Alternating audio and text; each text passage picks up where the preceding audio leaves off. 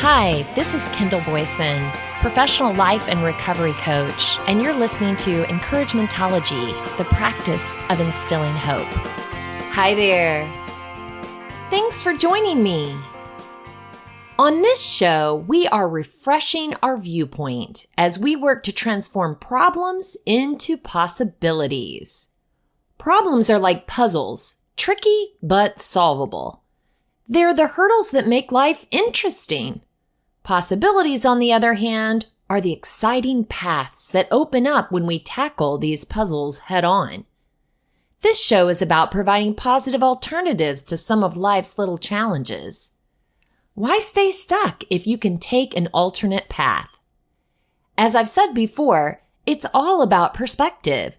Is the glass half full, or have you already enjoyed half of the concoction? Viewing a situation through the lens of possibilities can lead to a more positive and proactive approach to overcoming challenges and achieving success. So let's flip our thinking and turn problems into fun challenges. Who knows what awesome opportunities might be waiting on the other side? I have a t-shirt that says 365 possibilities. I know, too early, right? But why not approach each day by saying, what do you have in store for me? Instead of, what do you have in store for me? Your internal inflection can completely alter the intent. I had an employer who gave me some sound seeds of wisdom early on. Each day starts and ends with you. That means you're in control. Doesn't that statement in itself give you some motivational fuel? It's easy to fall into the rut of being led around by circumstance and operating on autopilot, but wake up and take back the controls. Whether you fly high or swoop in for a loop and a better look, you're in the pilot seat. With navigation on your mind, let's chart a course that has you identifying and taking advantage of all the possibilities along the way. On the last show, I mentioned the art of possibility.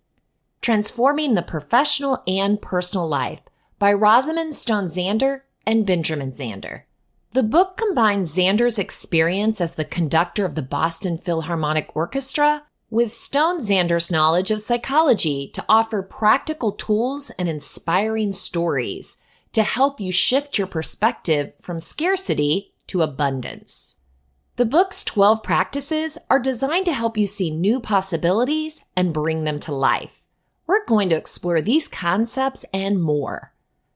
At Vishnu's Virtues, I found a breakdown of the 12 lessons of the art of possibility. A shoe factory sends 2 marketing scouts to a region of Africa to study the prospects of expanding business. One sends back a telegram saying, "Situation hopeless. Stop. No one wears shoes." The other writes back triumphantly, "Glorious business opportunity. Stop. They have no shoes." Anyone interested in shifting their perspective when facing challenges or in changing the framework through which you see the world should pick up the art of possibility. The Zander duo consists of Ben, who is a conductor of the Boston Philharmonic Orchestra, and Roz, a family therapist. The Zanders point out that if we draw a different frame around the same circumstances in our lives, we'll see new possibilities and options. Find the right framework and extraordinary accomplishments become an everyday experience. The book offers 12 practices to help you shift your perspective and open new possibilities for your life.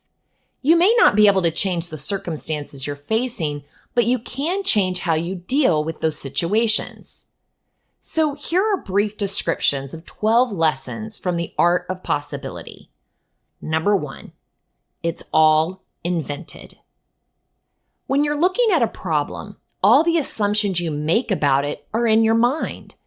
The Zanders remind us that a problem is not simply a half story you tell yourself, but rather something you make up entirely.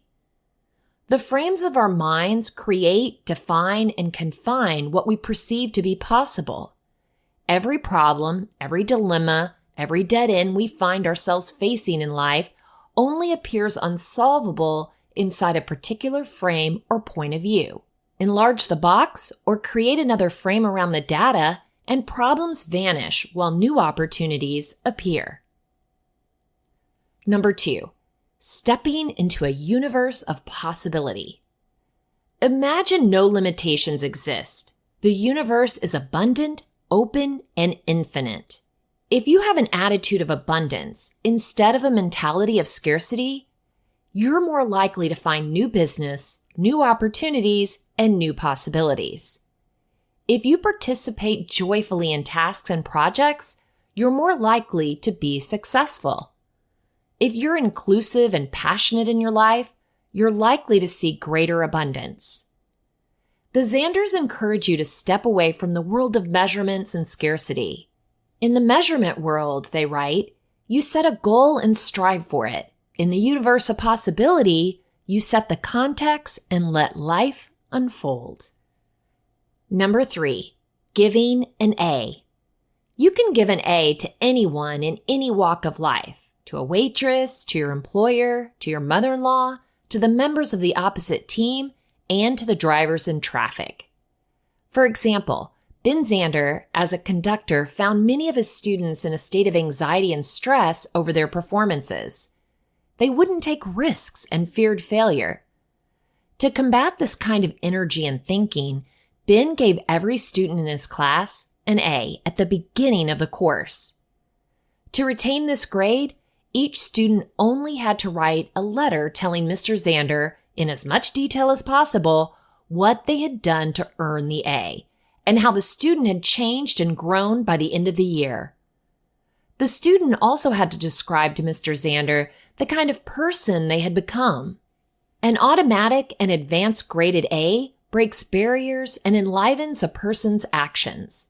It lets them speak freely about their thoughts and feelings and support others in their dreams.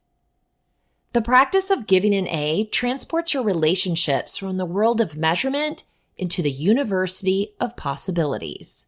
This A is not an expectation to live up to, but a possibility to live into.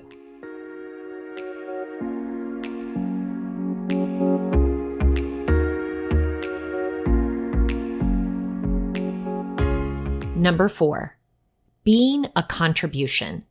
In this practice, you wake up every morning with the idea that you are a gift to others. Contribution actually involves 2 practices. 1, declare yourself to be a contribution, and 2, throw yourself into life as someone who makes a difference, accepting that you may not understand how or why. When you contribute, you forget about scarcity and dwell in the pond of abundance. You go from self-concern to making a difference for others. Notice how the things you do help others. See and imagine how everything you do sends out ripples beyond the horizon. Number 5, leading from any chair. The conductor is not the only leader of an orchestra. You can lead from any chair you're sitting in. The act of leadership is not limited to people in leadership positions. Anyone can lead. The player who energizes the orchestra by communicating their newfound appreciation for the tasks of the conductor, or a parent who fashions in their own mind that their child's desire to contribute is exercising leadership of the most profound kind. How do you know if you're fulfilling your role as a leader? You can look into the eyes of the players you're leading in the orchestra or on the work team and ask yourself, who am I being that their eyes are not shining? As a leader, you can invite information and expression. You can speak to their passion. You can look for an opportunity to hand them the baton.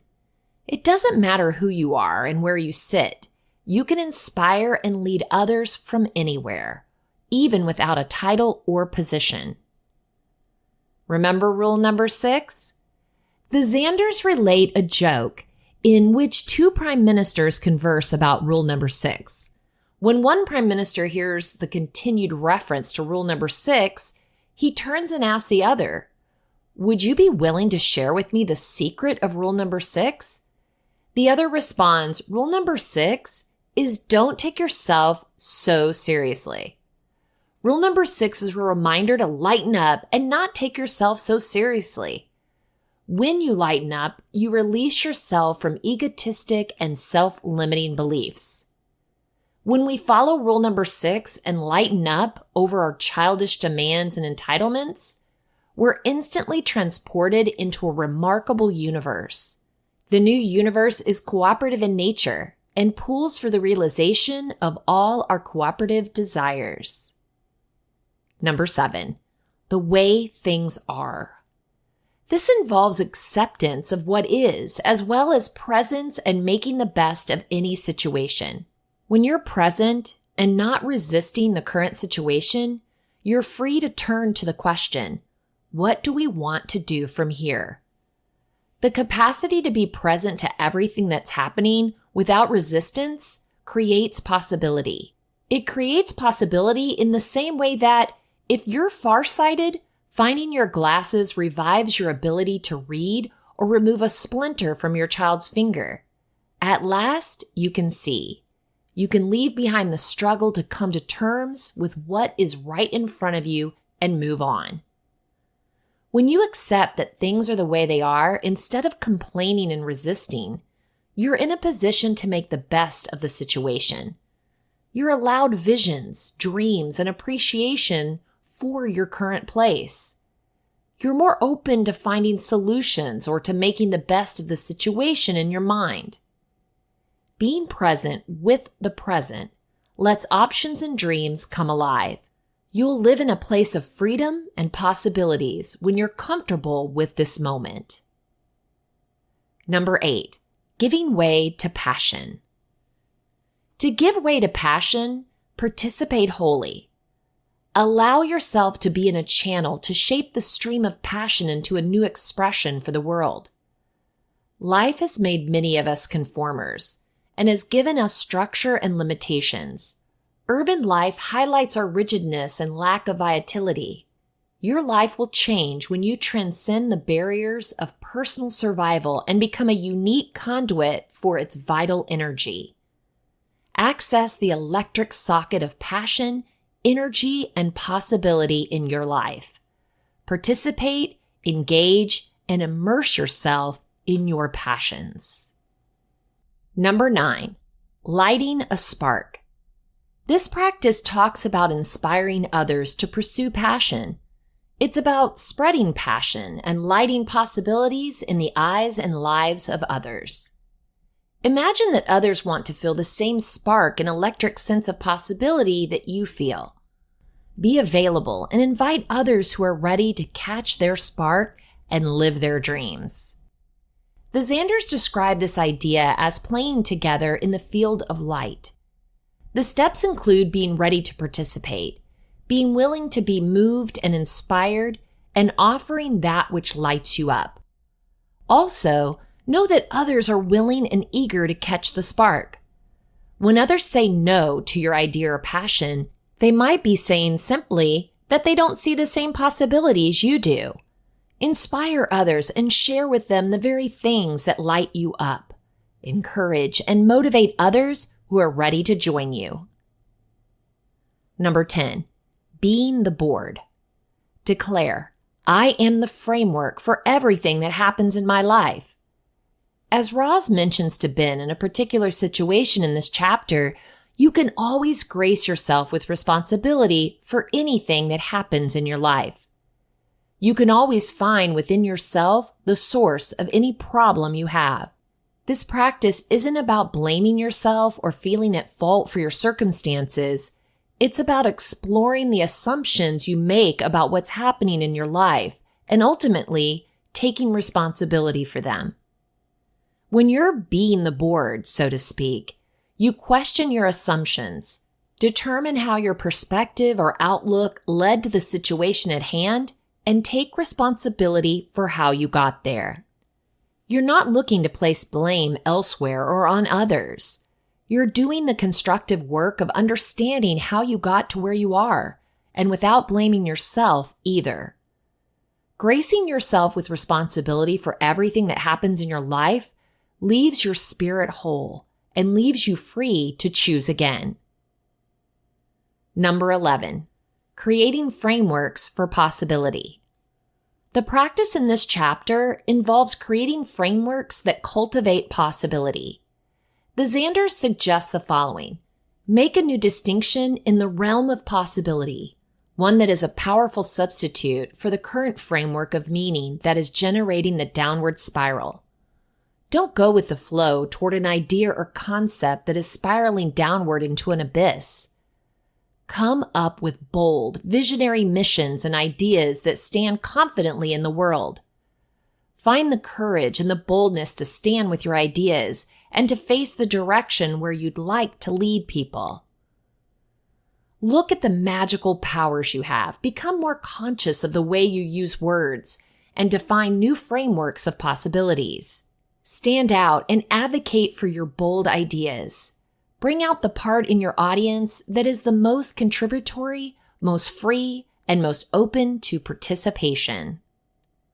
And number 12, telling the we story. Can you move on from the story of you and me and us and them and go to we? Can you go from a place of division, conflict, and hostility to a place of enthusiasm and togetherness, a place of friendship and cooperation? The Xanders write, the we appears when, for the moment, we set aside the story of fear, competition, and struggle and tell its story. Ask, what do we want to have happen here? What's best for us? All of each of us and all of us. What's our next step? Permit the barriers that separate us to dissolve and act from a place where all of us benefit together. All of us can find solutions that work for everyone. This involves taking the individual I's and meshing them into a powerful collective we. This is something we can practice from any chair, on any day, in any room, or any environment. The practice of we draws on all the other practices, and if you attune your ear, you will hear the voice of the we singing through each one of them in harmony.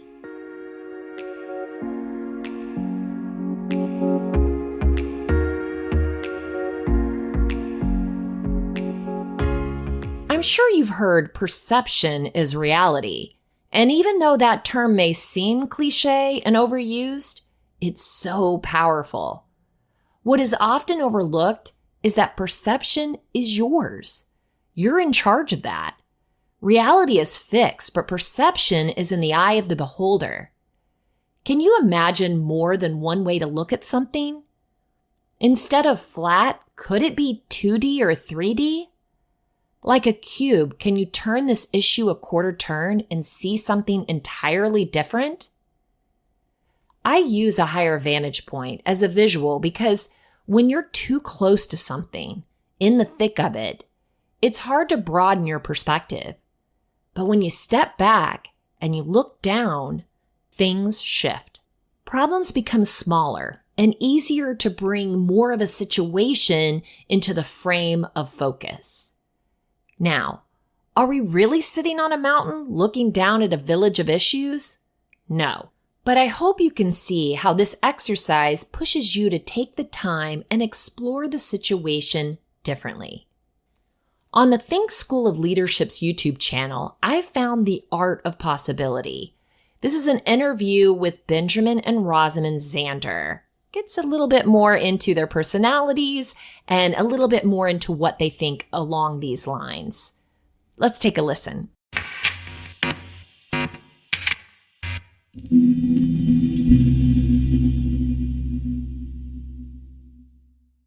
The mistake is to speak to the cynical part of the person. The clue is to speak to the passionate part of the person. And since I believe that that passionate part of the person is available in every single human being, then you always just keep talking to that part of the person. I mean, the most extreme case I heard recently was a story. Roz had an experience with a beggar in the street, and one of these totally decrepit individuals sitting there with his blanket around her. Tell the story, it's so beautiful. He had a sign out saying, seeking human kindness and a cup for money.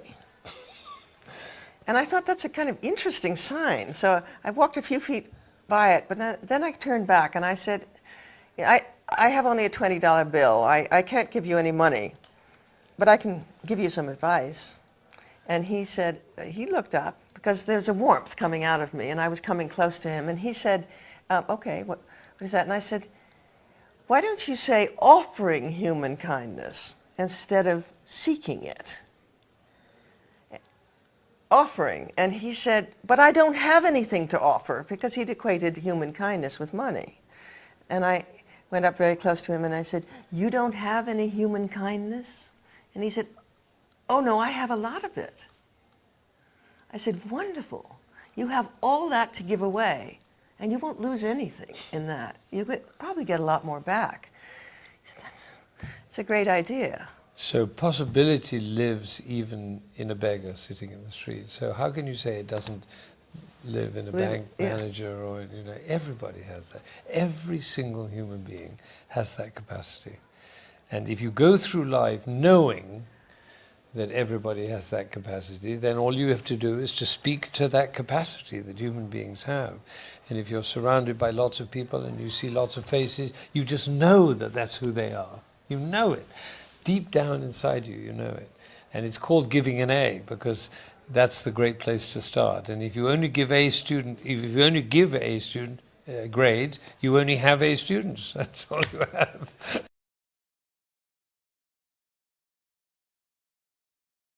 Music speaks to the emotions, and getting people's emotional connectiveness, that's what it does. It brings people together, it breaks down the barriers of it's me rather than you. It's emotional. It's a colleague of mine said that classical music is like an act of anti-gravity, takes you up, holds you in the long line, it expresses long lines rather than individual moments. It gives you buoyancy, lightness, joy. And music is in the rest of life, because how we speak is a musical act. Yeah.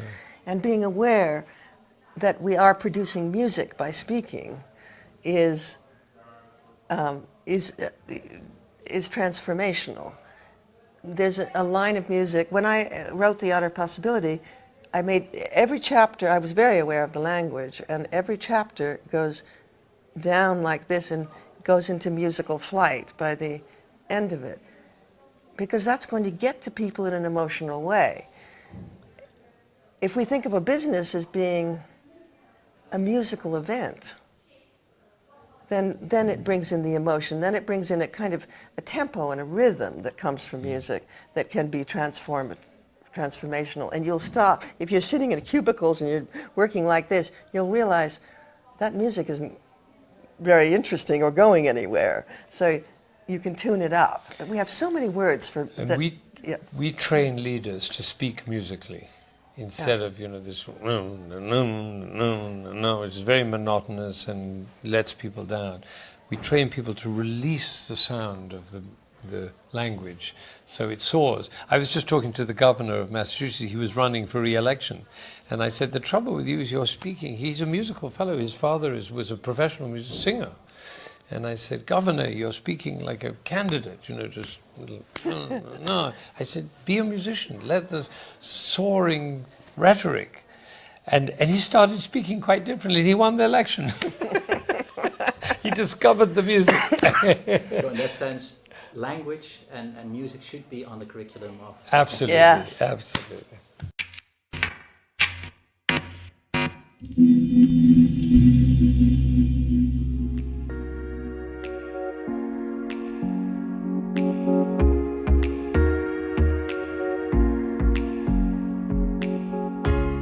Remember rule number 5? It says you can lead from any chair. I love this idea because leadership is not just for the boss. You lead people every day, even if you don't think anyone is following. When you communicate a thought, you're leading people to a new point of view.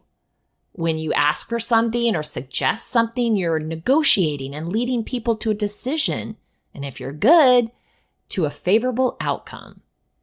I think leadership is about being confident in your ideas and finding your voice, but it's also about caring enough to get others to trust you and care about those same ideas, enough to join your efforts and take action.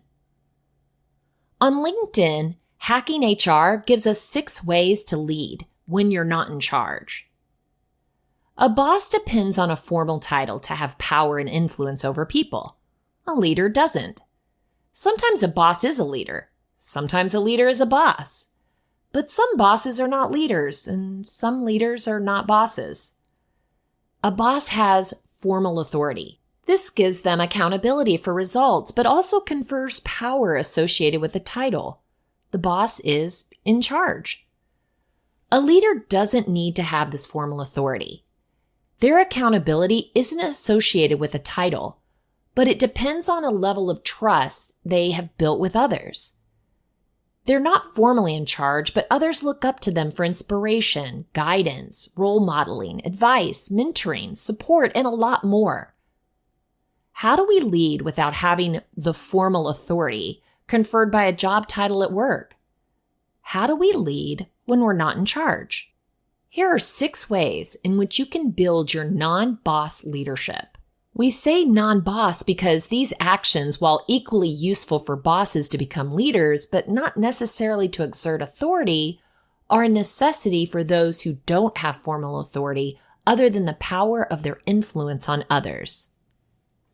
Build trust. Trust is the most valuable leadership currency, whether you're in charge or not. Build relationships of deep trust, and you will be able to lead and influence. Trust begets more trust, and people at work tend to gravitate around those they trust the most. Be the sun in their trust solar system. Inspire people. Great leaders inspire people, mainly with their actions. They are role models. You don't need to have formal authority to have the power of inspiration. Inspire others and they will follow.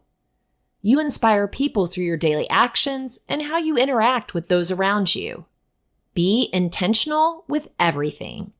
Don't let things happen just by sheer luck or out of the blue. When you have no formal authority, you must be fully intentional about everything if you want to lead.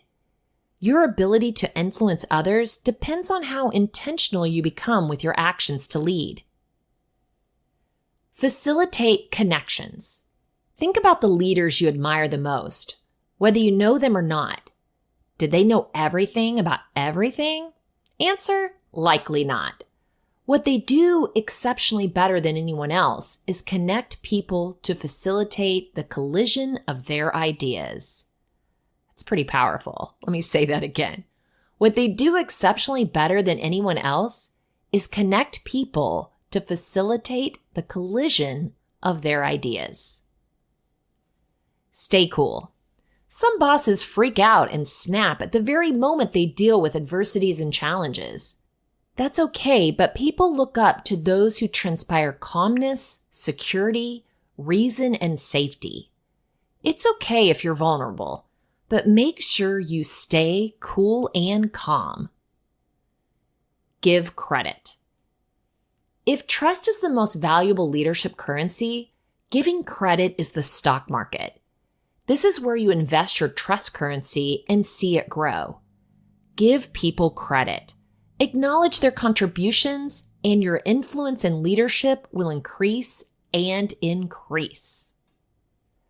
In rule number 8, giving way to passion, we see this sentiment. Your life will change when you transcend the barriers of personal survival and become a unique conduit for its vital energy. What do you think that means? Let's get up to a higher vantage point and explore. This statement is all about a big shift in how you live your life. Here's the idea. When you stop just getting by and start tapping into your unique energy and passions, everything changes. Think of it like this. Transcend the barriers of personal survival. This means moving beyond just focusing on paying bills, staying safe, and handling everyday stress. It's about not letting these basic needs be your only focus. Then the part become a unique conduit for its vital energy.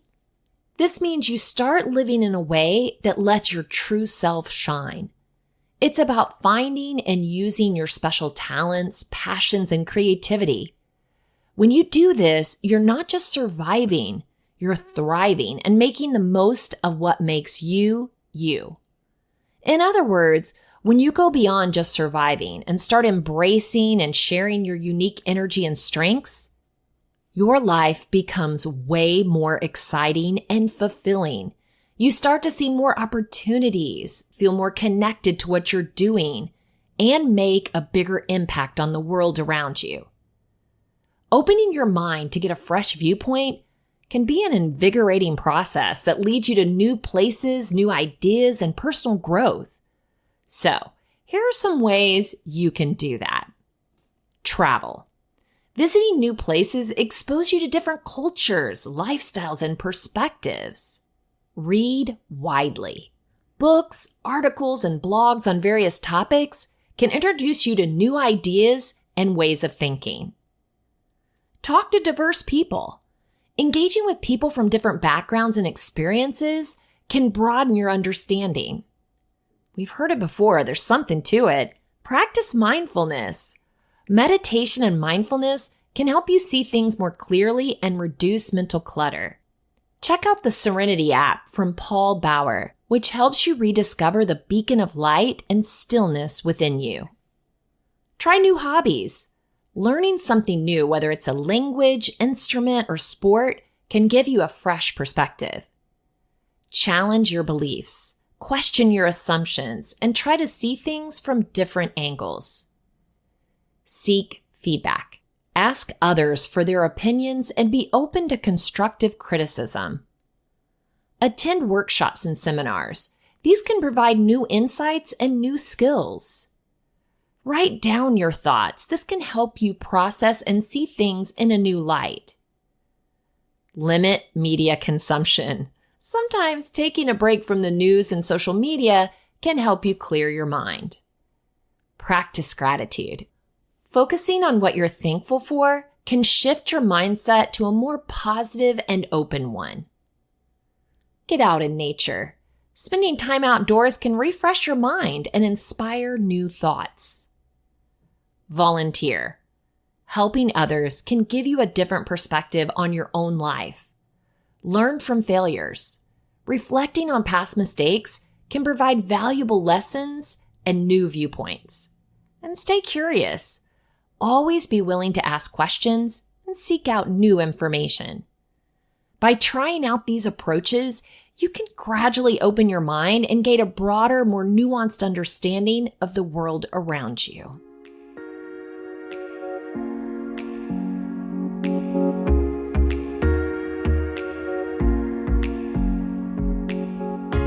If you want to share encouragementology with a friend who needs to know they're not alone in this journey of self-discovery, you can visit encouragementology.com or anywhere you stream your content to receive this episode and all others.